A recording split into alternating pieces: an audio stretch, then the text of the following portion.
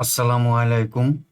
পঞ্চম শ্রেণীর শিক্ষার্থী বন্ধুরা, তোমাদের সকলকে আমার চ্যানেলে স্বাগতম জানাচ্ছি। সেই সাথে স্বাগতম জানাচ্ছি আজকের এই গণিত ক্লাসে। আজকে আমরা তোমাদের গণিত বইয়ের 148 পৃষ্ঠার নিজে করি অঙ্কগুলোর অবশিষ্ট 5 থেকে 8 পর্যন্ত এই 4টি অঙ্ক সমাধান করব। বন্ধুরা, তোমরা যারা আমার চ্যানেলটি সাবস্ক্রাইব করনি তারা সাবস্ক্রাইব করে আমার চ্যানেলের সাথে থেকো। 5 নম্বর অঙ্ক, 2028 সালটি অধিবর্ষ। 1 জানুয়ারি 2028 শনিবার হলে 31 ডিসেম্বর 2028 কি বার হবে তা বের করি। চলো অঙ্কটি সমাধান করি। আমরা জানি সাধারণত বছর যে বারে শুরু হয় সেই বারই শেষ হয়, কিন্তু বছরটি যদি অধিবর্ষ হয় তবে বছরটি যে বারে শুরু হয় শেষ হয় তার একদিন পরে। 2028 সাল অধিবর্ষ হওয়ায় মোট দিন হবে 363 দিন, আর অধিবর্ষ না হলে হবে 365 দিন। তাহলে 365 যোগ একদিন মোট 363 দিন। এখন এই 365কে 7 দিয়ে ভাগ দিই। ভাগফল পেলাম 52 এবং ভাগশেষ 1। 52 হলো সপ্তাহ এবং 1 হলো দিন। আমরা লিখলাম 52 সপ্তাহ 1 দিন। 7 দিয়ে 365কে ভাগ দেওয়ার ফলে যদি ভাগশেষ না থাকতো অর্থাৎ মিলে যেত, তাহলে 31 ডিসেম্বর 2028 সাল হতো শনিবার। এখন যেহেতু একদিন অবশিষ্ট আছে, সেই জন্য 31 ডিসেম্বর 2028 দিনটি হবে শনিবারের একদিন পর, অর্থাৎ রবিবার। উত্তর রবিবার হবে। 6 নম্বর অঙ্ক, নিচের সালগুলো কোন শতাব্দীর তা লিখি। 1 নম্বরে 108 সাল। 108 সাল 101 থেকে 200 সালের মধ্যে পড়েছে, তাহলে 108 সাল হলো দ্বিতীয় শতাব্দী। 2 নম্বরে 1015 সাল। 1015 সাল 1001 থেকে 1100 সালের মধ্যে পড়েছে, অতএব 11 শতাব্দী। 3 নম্বরে 2001 সাল। 2001 সাল 2001 থেকে 2100 মধ্যে পড়েছে, অতএব 2001 সাল 21 শতাব্দী। এখন 7 নম্বর অঙ্ক সমাধান করব।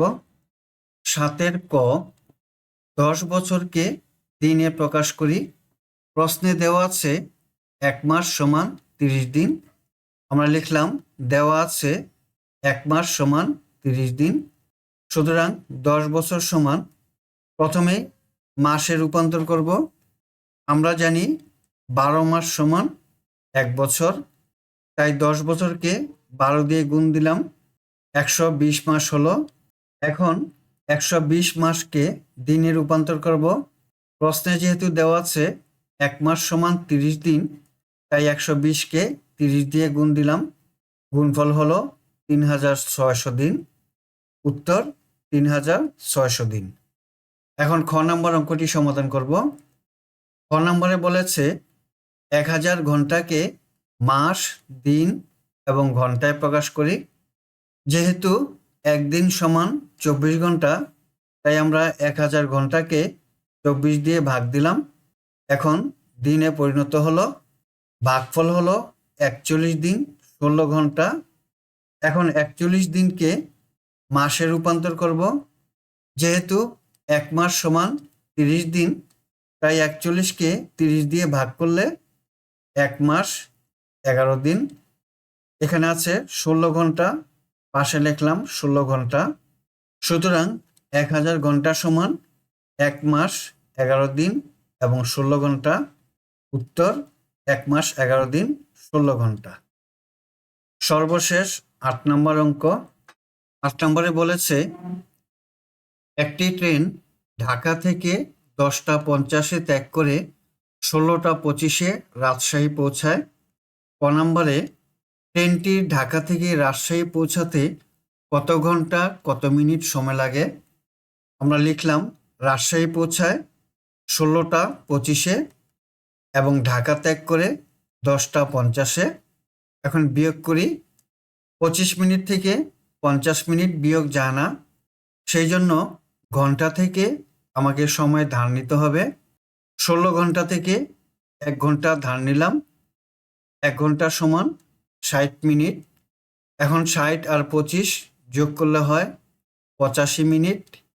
85 থেকে 50 বিয়োগ দিলে বিয়োগফল হয় 35। 35 হলো মিনিট।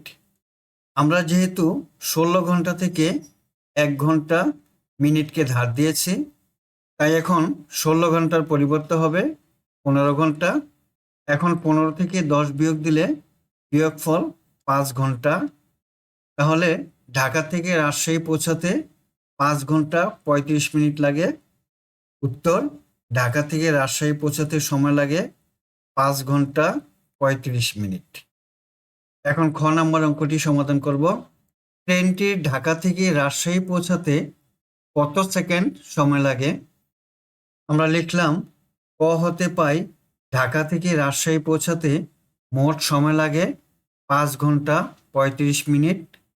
সুতরাং 5 ঘন্টা 35 মিনিট সমান, যেহেতু 60 মিনিট সমান 1 ঘন্টা, 5 ঘন্টাকে 60 দিয়ে গুণ দিই, তাহলে মিনিটে পরিণত হলো।